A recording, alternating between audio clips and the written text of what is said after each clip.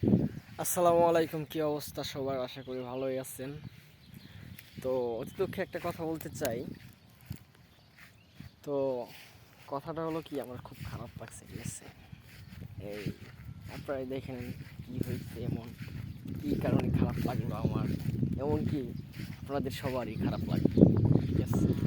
আপনাদের সবার খারাপ লাগবে, শুধু দেখেন। তো দেখেন আপনারা কি হয়েছে এই গরুটার।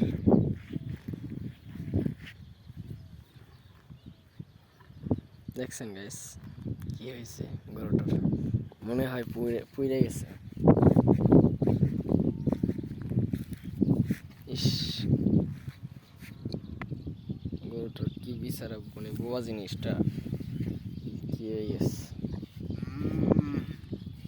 পুড়ে গেছে।